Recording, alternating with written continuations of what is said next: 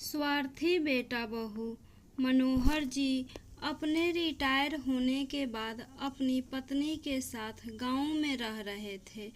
एक दिन दोनों दंपति को अपने बच्चों से मिलने का मन हुआ तो वो अचानक से अपने बेटे से मिलने शहर चले गए। उन्हें लगा कि उनका बेटा उन्हें देखकर बहुत खुश हो जाएगा। जब उन्होंने डोर बेल बजाई तो उनका बेटा दरवाज़ा खोला। बाबूजी, आपने आने से पहले हमें बताना भी ज़रूरी नहीं समझा? नहीं बेटा, मैं तो तुम्हें सरप्राइज़ देना चाहता था। क्या हुआ बेटा, हमारा यहाँ आना अच्छा नहीं?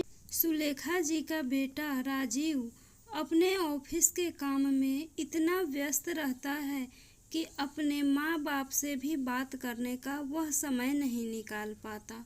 और यदि कभी सुलेखा जी उससे कुछ पूछना चाहे या कोई बात करना चाहे तो वह चिढ़कर जवाब देता, क्या माँ, आप तो सारा दिन घर पर खाली बैठी रहती हो, पर मेरे पास इतना समय नहीं है जिसे मैं आपके साथ बर्बाद करूं। मुझे ऑफिस का बहुत काम करना है, इस तरह मुझे परेशान मत किया करो। यह कहकर वह चला जाता है। बहू भी कुछ कम नहीं थी। दरअसल राजीव के मन में उसके माता पिता के खिलाफ उल्टी सीधी बातें करके बहू ने ही जहर भर दिया था। बहू उन दोनों को उनके बिना मांगे खाना भी नहीं देती।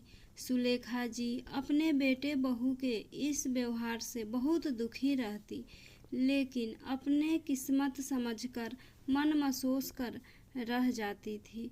सुलेखा जी अपने पुराने समय की यादों में खोई हुई थी। कितने बड़े पद पर कार्यरत थे राजीव के पिताजी, फिर भी ऑफिस और परिवार दोनों की जिम्मेदारी बहुत अच्छे से संभालते थे। उन्होंने हमेशा अपने बच्चों को भी समय दिया और माता पिता को भी। सबके साथ प्यार से बातें करते थे और अपने माँ बाबूजी की भावनाओं की भी कद्र करते थे। लेकिन हमारे बेटा बहू हमारी भावनाओं को तो क्या समझेंगे। सीधे मुंह बात भी नहीं की जाती उनसे। जब से सुलेखा जी गांव से आई थी तब से किचन का सारा काम वह अकेले कर लेती थी और बहू उनके आने के बाद काम करना तो दूर, हाथ भी नहीं लगाती थी। लेकिन फिर भी उनकी बहू हमेशा यही जताती थी कि घर का सारा काम वही करती है। कई बार सुलेखा जी ने अपनी बहू को फ़ोन पर अपनी माँ से बात करते हुए सुना था और बहू हमेशा यही कहते हुए मिलती थी, एक तो बच्चे की पढ़ाई है, ऊपर से घर का इतना सारा काम, और तीसरा मेरे सास ससुर मेरे सर पर आकर बैठ गए हैं और इतना भी नहीं समझते कि अकेली जान क्या क्या करेगी। बच्चे की परीक्षा के समय भी वह अपने पति से हमेशा कहती कि अपने माँ बाप को उनके घर छोड़ आओ। अगर मेरे बच्चे की परीक्षा अच्छी नहीं गई तो मुझसे बुरा कोई नहीं होगा। सुलेखा जी सब जानती थी, लेकिन अपने घर में शांति और खुशी बनाए रखने के लिए कुछ भी नहीं बोलती थी। इतना सब कुछ बर्दाश्त करने के बाद भी बहू को उन्हें घर से निकलवाने का कोई न कोई बहाना चाहिए था। दरअसल मनोहर जी के रिटायरमेंट के बाद वह लोग गांव में अकेले रहते थे। इतनी बड़ी सुनसान सी घर, ऐसा लगता था मानो काटने को दौड़ता हो। इसलिए वे लोग कुछ दिन अपने बच्चों के साथ समय बिताना चाहते थे। बुढ़ापे में पैसों की नहीं बल्कि अपनों की ज़्यादा ज़रूरत होती है। सुलेखा जी को घुटने में भी तकलीफ रहती थी, लेकिन इतना सब कुछ होने के बावजूद भी वह कभी शिकायत नहीं करती थी। कभी कभी उदास हो जाती थी तो उनका पोते के साथ खेलने को मन करता था, लेकिन उसी समय बहू चिल्लाकर बोलती, आपकी हिम्मत कैसे हुई मेरे बेटे को हाथ लगाने की? चुपचाप अपने कमरे में ही पड़ी रहो। सुलेखा जी को अब अपना जीवन बोझ लगने लगा था। सोचने लगी कि मेरे पति रिटायर क्या हुए, मेरे साथ दो शब्द प्यार के बोलने वाला भी कोई नहीं है। अचानक रात में मनोहर जी के पेट में दर्द शुरू हुआ। बेचारी सुलेखा जी घबरा गईं और दौड़ती हुई अपने बेटे के दरवाजे को पीटने लगी, लेकिन उनका बेटा दरवाज़ा नहीं खोला। फिर वह खुद को हिम्मत करके रसोई में गई और अजवाइन और पानी गर्म करके उनको पिलाई।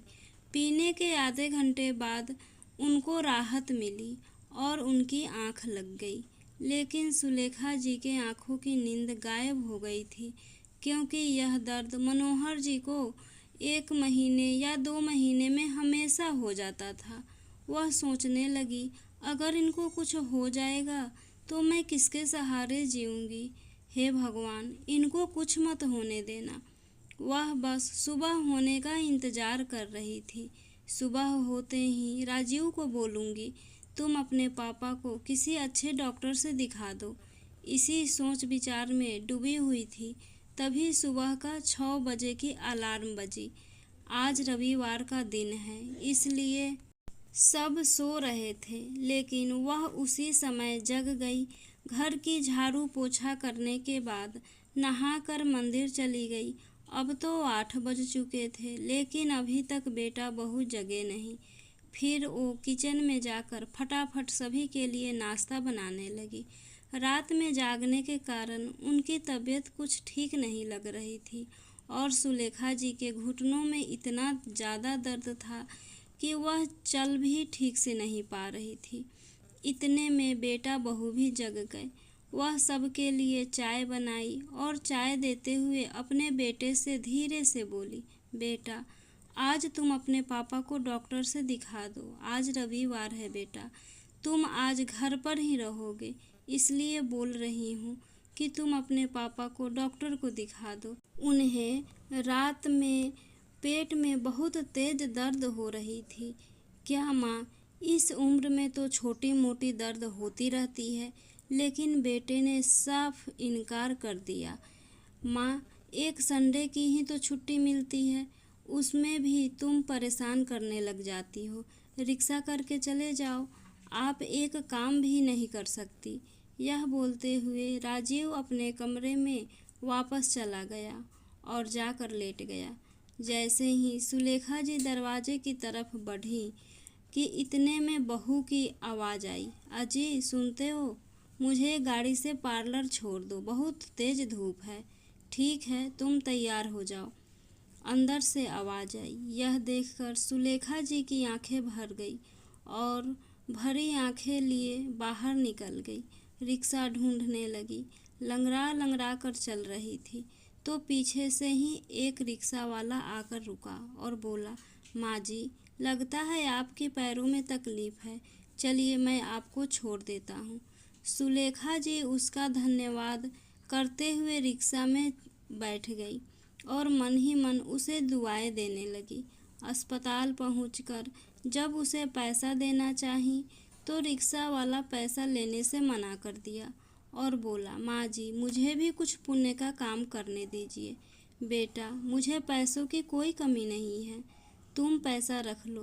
फिर रिक्शे वाले को सुलेखा जी के ऊपर दया आ गई और बोला, माँ जी, इतनी तेज़ धूप में आप पैदल दोबारा कैसे जाएंगी? आप डॉक्टर से दिखा कर आइए, मैं आपके लिए यहीं खड़ा हूँ, आपको वापस भी छोड़ दूँगा। रिक्शे वाले के प्यार भरे 2 शब्द से सुलेखा जी गदगद हो गई। रिक्शे वाले की बातों को सुनकर सुलेखा जी को पहले के राजीव की याद आ गई थी। कैसे जब उसके पापा नौकरी करते थे तब बेटा बहू मान सम्मान देते थे, उनकी इज्जत करते थे, उनके मर्जी के खिलाफ कुछ भी नहीं करता था। दिन रात बाबूजी बाबूजी करके आगे पीछे घूमता था। क्या समय के साथ बच्चों का प्यार भी बदल जाता है? रिटायर होने के बाद से बेचारे एकदम लाचार और बेबस हो गए हैं। इन 2 महीनों में ही न जाने कितनी बार सुलेखा जी ने अपने बहू बेटे से खरी खोटी सुनी। हालांकि इलाज तो मनोहर जी के रिटायरमेंट के पैसों से ही चल रहा था, लेकिन फिर भी उन पर एहसान जताया जा रहा था। एक दिन सुलेखा जी के पास उनके पति मनोहर जी के घनिष्ठ दोस्त मोहन जी का फोन आया कि वह शाम को मनोहर जी से मिलने आ रहे हैं। सुलेखा जी भी बहुत खुश हुई कि चलो राजीव के पापा का भी थोड़ा सा दिल बहल जाएगा। राजीव को बोली, तुम्हारे पापा के मित्र आ रहे हैं तो थोड़ा नाश्ते का इंतजाम कर दो, जो भी खर्चा होगा अपने पापा के पैसों से काट लेना। उनका नाम सुनते ही राजीव के दिल में एक नई ऊर्जा सी दौड़ गई, लेकिन बहू ने कुछ भी बनाने से साफ इनकार कर दिया। सुलेखा जी ने जैसे तैसे सब काम किया। शाम को जब उनके दोस्त उनसे मिलने आए तो मनोहर जी भी बहुत खुश हुए। वह अपनी पत्नी सुलेखा जी और बहू से उन्हें मिलवाने लगे। राजीव से मिलकर उनके दोस्त बोले, बरखुरदार, आज तुम जो भी हो अपने माता पिता की वजह से ही हो। तुम्हारी माता जी ने तो तुम्हारी परवरिश में कोई कमी नहीं छोड़ी। सारा काम संभालते हुए भी कभी उफ तक नहीं की। इतना सब कुछ करना आसान नहीं होता। अब तुम्हारी बारी है इन्हें सुख देने की।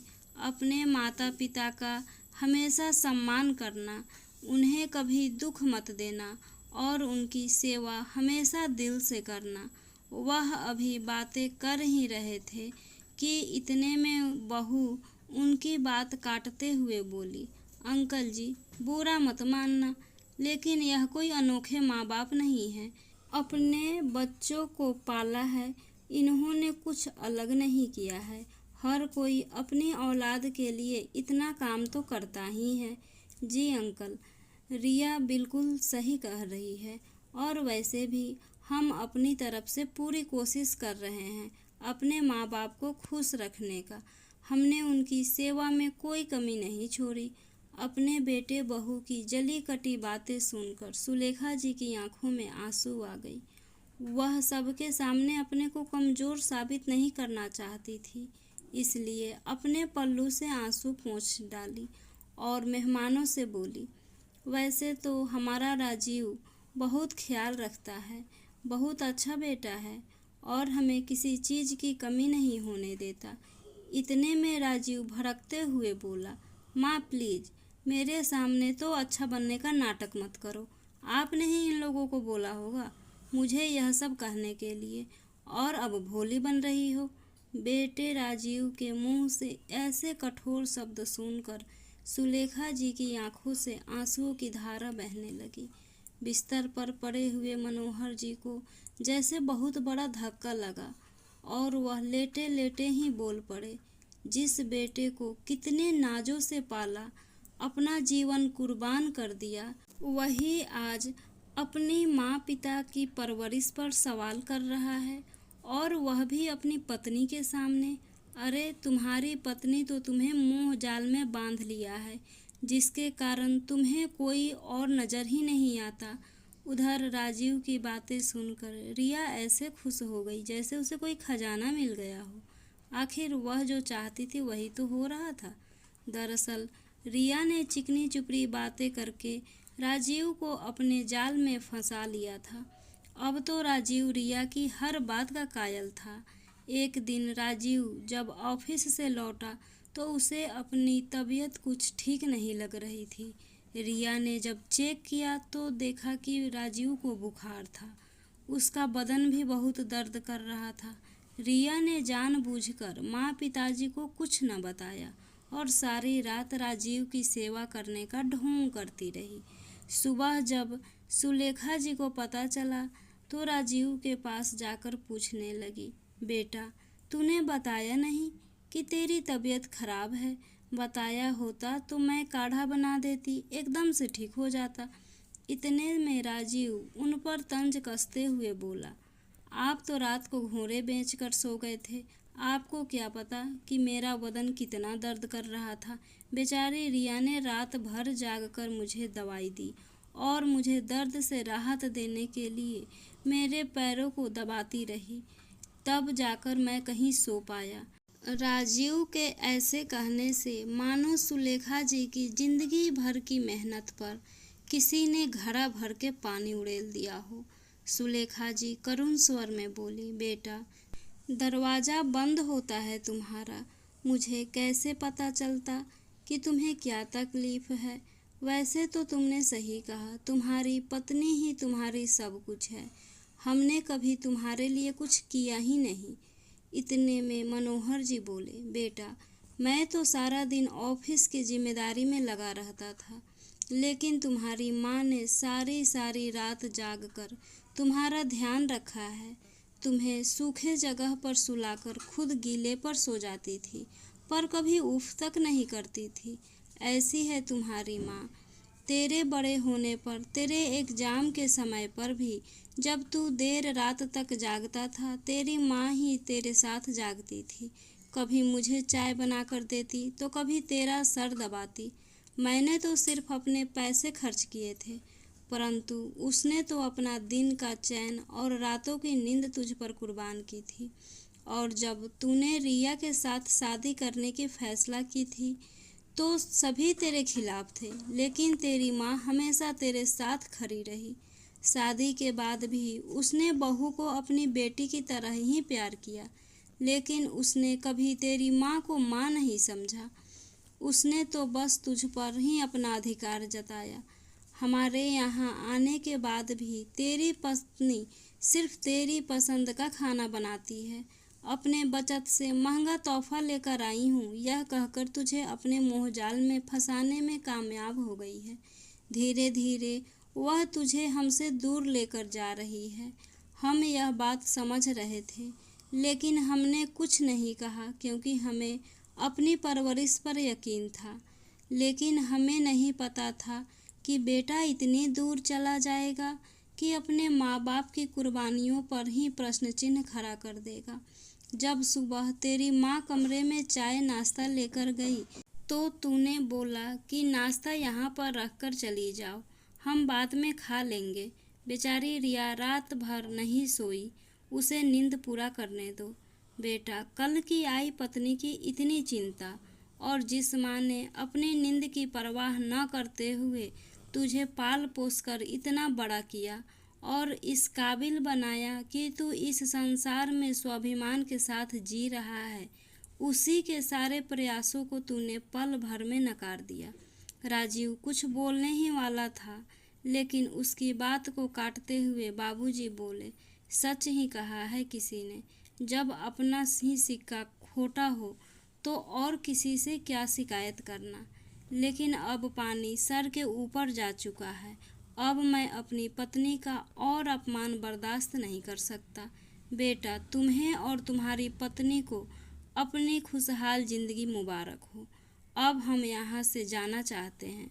ससुर जी, आज आपने पहली बार बहुत अच्छी बात कही, क्योंकि दूसरे के घर में नौकरों की तरह रहने से अच्छा है कि अपने घर में ही रहा जाए। बहू बेशर्म की तरह बोली, चलो देर से ही सही, लेकिन आप लोगों से मुझे छुटकारा तो मिला, वरना मैं तो सोच रही थी कि मैं ही आपको गांव में छोड़कर आऊं। बेटे और बहू की इन अपमानजनक बातों को सुनकर दोनों दंपति अपने सामान को बांधकर गांव की ओर चल दिए, लेकिन उन दोनों ने अपना अपमान बर्दाश्त नहीं कर पाए। दोनों दंपति रात को अपने घर पहुँचे। घर जाकर दोनों लोग अपने मन में ढेर सारा दुख तकलीफ लेकर सो गए और सुबह अपने बिस्तर से उठे ही नहीं। उन्हें हमेशा हमेशा के लिए अपने दुखों से छुटकारा मिल गया।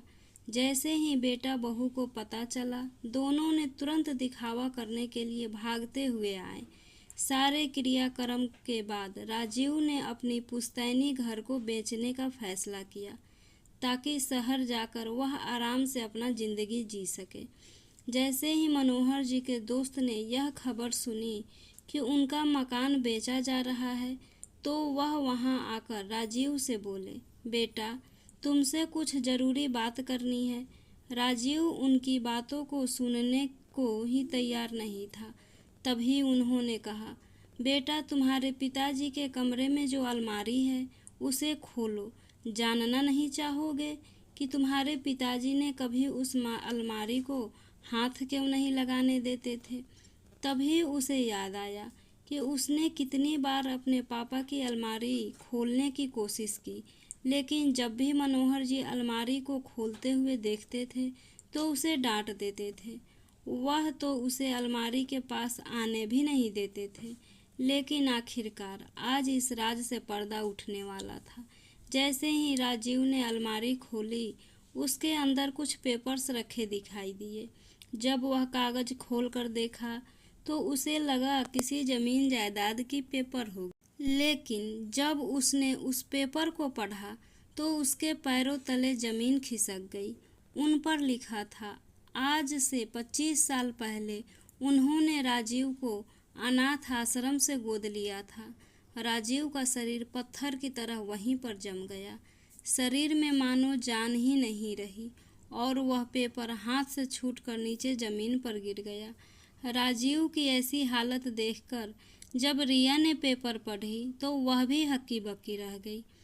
मनोहर जी ने अपनी सारी जमीन जायदाद और सुलेखा जी अपने गहने राजीव और रिया को दिए थे। अब तो राजीव शर्म से जमीन में गड़ा जा रहा था। यह आखिर मैंने क्या कर दिया? जिन माता पिता ने इस अनाथ को फर्श से उठाकर अर्श तक पहुंचाया, एक नया जीवन दिया, मेरी सारी खुशियां और इच्छाओं को पूरा किया, उन्हें मैं कुछ दिनों के लिए अपने घर में भी जगह नहीं दिया और उन्हें जलील कर उन्हें अंधेरी रात को अपने घर से बाहर निकाल दिया। लानत है मुझ पर जो मैंने उन्हें 2 वक्त की रोटी भी इज्जत और सम्मान से खाने नहीं दिया। आज वह इतना नीचे गिर चुका था कि वह खुद से भी नजरें नहीं मिला पा रहा था। सभी घटनाओं से हैरान हुई रिया भी थोड़ी देर के लिए कुछ नहीं बोल सकी, लेकिन वह अपने आप को कैसे भी संभाली और राजीव से बोली, आपके गुनहगार तो मैं हूँ, जो आपको हमेशा अपने माता पिता के खिलाफ भड़काती रही, आपके मन में उनके खिलाफ जहर घोलती रही। उसकी आंखों में पछतावा के आंसू थे, लेकिन अब किया भी क्या जा सकता था। जब सभी लोग वहां से चले गए तो राजीव ने अपने माता पिता के तस्वीर के सामने घुटने टेक कर माफ़ी मांगने लगा। माँ, बाबूजी, हो सके तो मुझे माफ़ कर दीजिए। मुझसे घोर पाप हो गया। बेटे होने का फर्ज मैं नहीं निभा पाया। माँ बाबूजी के तस्वीर के सामने रोते रोते उसकी आंख लग गई। अचानक उसे एहसास हुआ कि किसी ने उसके सर पर हाथ फेरते हुए बोला, बेटा, काश मुझे तुम जीते जी यह सम्मान और इज्जत दे पाते तो शायद मैं सुकून से मरती। अब जब तुम्हें अपने किए का पश्चाताप हो चुका है तो हमें अपनी तपस्या का फल मिल गया। अब हम चैन से मुक्ति पा सकेंगे। राजीव अचानक नींद से जाग गया और देखा तो वहाँ कोई नहीं था, लेकिन उसे एहसास हुआ कि वह उनके माता पिता ही थे, क्योंकि बचपन में उसकी मम्मी वैसे ही सिर पर हाथ फेरकर आशीर्वाद देती थी। अपने माता पिता को धन्यवाद दिया और उसने फैसला किया कि वह उस घर को कभी बेचेगा नहीं, वहीं पर वृद्धाश्रम बनवाएगा और वहाँ पर रहने वाले जितने भी लोग होंगे उसकी ज़िंदगी भर सेवा करेगा। दोस्तों, अपने माता पिता को हमेशा इज्जत और सम्मान दें कि यदि वह इस ज़िंदगी से चले जाए तो आपके मन में कोई भी दुविधा या संकोच न रह जाए, मैंने अपने माता पिता के साथ गलत किया। फ्रेंड्स, आशा करती हूँ यह कहानी आपको पसंद आई होगी। प्लीज़ लाइक, सब्सक्राइब और शेयर करना ना भूलें। Thank you.